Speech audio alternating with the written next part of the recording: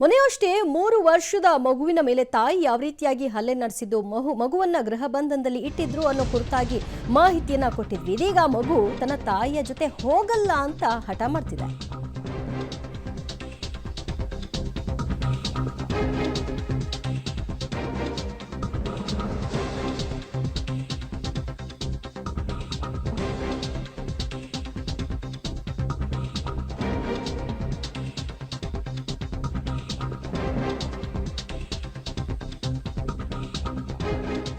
ಅಮ್ಮನ ಜೊತೆ ನಾನು ಹೋಗಲ್ಲ ಅನ್ನೋದು ಆ ಪುಟ್ಟ ಮಗುವಿನ ಮಾತಾಗಿದೆ. ಗಿರಿನಗರದಲ್ಲಿ ಅಮ್ಮನಿಂದ ಹಲ್ಲೆಗೊಳಗಾಗಿದ್ದಂತಹ ಮಗು ಮಕ್ಕಳ ಹಕ್ಕುಗಳ ರಕ್ಷಣಾ ಆಯೋಗದ ಸದಸ್ಯರ ಜೊತೆಗೆ ಇದೆ. ಈ ಸಂದರ್ಭದಲ್ಲಿ ಅವ್ರು ಕೇಳಿದ್ದಾರೆ, ಈಗ ನೀನು ಅಪ್ಪನ ಜೊತೆ ಹೋಗ್ತೀಯಾ, ಅಮ್ಮನ ಜೊತೆ ಹೋಗ್ತೀಯಾ, ಎಲ್ಲಿರಲಿಕ್ಕೆ ಬಯಸ್ತೀಯಾ ಅಂತ. ನಾನು ಅಮ್ಮನ ಜೊತೆ ಹೋಗಲ್ಲ ಅಂತ ಆ ತೊದಲು ನುಡಿಯನ್ನ ಆ ಮಗು ಆಡಿದೆ. ಮಾನ್ಸ್ ಬಳಿಯ ಬಾಲಮಂದಿರದ ಶಿಶು ಮಂದಿರದಲ್ಲಿ ಮಗು ಇದೆ.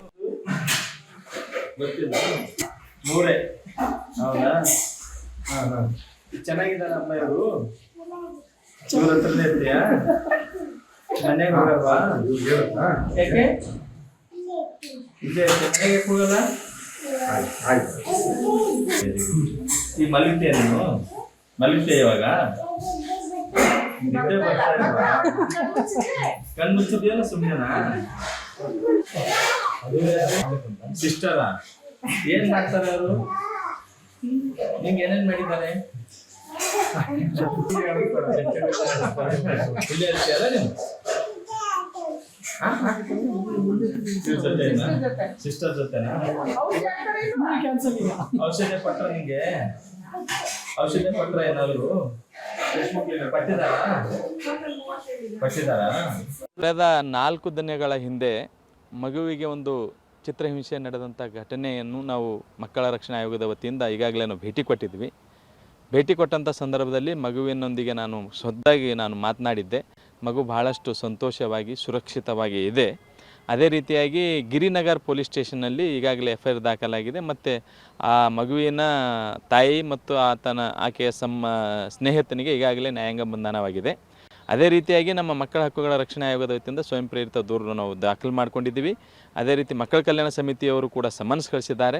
ಒಟ್ಟಾರೆಯಾಗಿ ಮಗುವಿನ ಹಿತದೃಷ್ಟಿಯಿಂದ ನಮ್ಮ ಆಯೋಗ ಎಲ್ಲ ರೀತಿಯ ಕ್ರಮಗಳು ತೆಗೆದುಕೊಳ್ಳಿಕ್ಕೆ ಅಧಿಕಾರಿಗಳು ಸೂಚನೆ ನೀಡಲಾಗಿದೆ. ಮಗು ಅಂತೂ ಸೇಫ್ ಆಗಿದೆ, ಖುಷಿಯಾಗಿದೆ, ಸಂತೋಷವಾಗಿದೆ.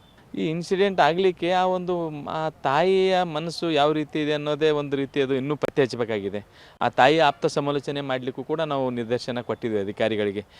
ಯಾವ ಉದ್ದೇಶಪೂರ್ವಕ ಮಾಡಿದ್ದಾಳೋ ಅಥವಾ ಅವರು ಏನಾದರೂ ಮೆಂಟಲಿ ಮಾನಸಿಕ ಖಿನ್ನತೆ ಒಳಗಾಗಿದ್ದಳು ಅಥವಾ ಮಾನಸಿಕ ಏನಾದರೂ ರೋಗಿಯಾಗಿದ್ದಳು ಅನ್ನೋದ್ರ ಬಗ್ಗೆ ಪತ್ತೆ ಹಚ್ಚಬೇಕಾಗಿದೆ. ಈಗಾಗಲೇ ನ್ಯಾಯಾಂಗ ಬಂಧನದಲ್ಲಿರುವ ಅದಷ್ಟು ಮಾಹಿತಿ ಪಡೆಯೋಣ ನಮ್ಮ ಪ್ರತಿನಿಧಿ ಪವಿತ್ರರಿಂದ. ಪವಿತ್ರ, ಮಗು ತನ್ನ ತಾಯಿ ಜೊತೆ ಹೋಗ್ಲಿಕ್ಕೆ ಬಯಸ್ತಾ ಇಲ್ಲ, ಬದಲಾಗಿ ತಂದೆ ಜೊತೆ ಇರ್ತೀನಿ ಅನ್ನುತ್ತಾ ಏನ್ ಹೇಳ್ತಾ ಇದೆಯಂತೆ. ಈಗ ಸದ್ಯ ಮಗುವಿನ ನೆಕ್ಸ್ಟ್ ನಿರ್ಧಾರಗಳನ್ನ ಏನ್ ತೆಗೆದುಕೊಳ್ತಾರಂತೆ, ಯಾರು ತೆಗೆದುಕೊಳ್ಬೇಕು? ದಿವ್ಯ, ಈಗ ಸಾಮಾನ್ಯವಾಗಿ ಎಳೆಯ ಮಕ್ಕಳು ತಾಯಿ ಜೊತೆ ಇರ್ಬೇಕು ಅಂತ ಬಯಸ್ತಾರೆ. ಬಟ್ ಈ ಮಗುವಿನ ವಿಚಾರದಲ್ಲಿ ಅವ್ರು ಹೇಳ್ತಾ ಇರುವಂತದ್ದು, ಆ ಮಗು ಕೂಡ ಹೇಳ್ತಾ ಇದೆ ನಾನು ತಾಯಿ ಜೊತೆ ಹೋಗಲ್ಲ ಅಂತ. ಜೊತೆಗೆ ತಾಯಿಯಿಂದ ಬೇರ್ಪಟ್ಟಿರುವಂತಹ ಮಗು, ಈಗ ತಾಯಿ ತುಂಬಾ ಹಲ್ಲೆ ಮಾಡ್ತಾ ಇದ್ರು, ಆಕೆಯ ಸ್ನೇಹಿತನ ಜೊತೆ ಸೇರ್ಕೊಂಡು ಅನ್ನುವಂಥದ್ದು ಸಾಕಷ್ಟು ವ್ಯಾಪಕ ಟೀಕೆಗೆ ಕಾರಣವಾಗಿತ್ತು. ಜೊತೆಗೆ ಮಗುವಿನ ಮೈ ಮೇಲೆ ಹಲ್ಲೆಯ ಗುರುತುಗಳು ಕೂಡ ಇದ್ವು.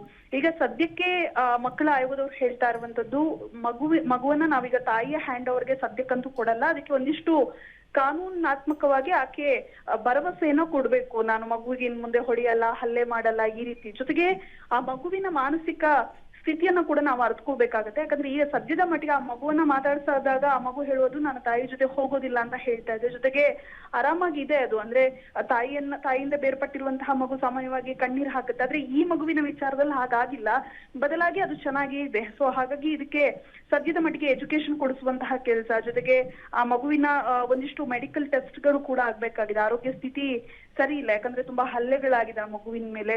ಸೊ ಹಾಗಾಗಿ ಅದನ್ನ ಚಿಕಿತ್ಸೆ ಕೊಡಿಸುವಂತಹ ಕೆಲಸವನ್ನ ಮಕ್ಕಳ ಆಯೋಗ ಮಾಡ್ತಾ ಇದೆ. ಸೊ ಹಾಗಾಗಿ ಸದ್ಯದ ಮಟ್ಟಿಗೆ ತರಾತುರಿಯಲ್ಲಿ ಯಾವುದೇ ರೀತಿಯ ನಿರ್ಧಾರವನ್ನು ನಾವು ತೆಗೆದುಕೊಳ್ಳೋದಿಲ್ಲ, ತಾಯಿಯ ಹ್ಯಾಂಡ್ ಓವರ್ಗೆ ಸದ್ಯ ಕೊಡೋದಿಲ್ಲ ಅನ್ನುವಂತಹ ಮಾತನ್ನ ಆಯೋಗ ಹೇಳ್ತಾ ಇದೆ. ಥ್ಯಾಂಕ್ ಯು ಪವಿತ್ರ, ನಿಮ್ಮೆಲ್ಲ ಮಾಹಿತಿಗೆ.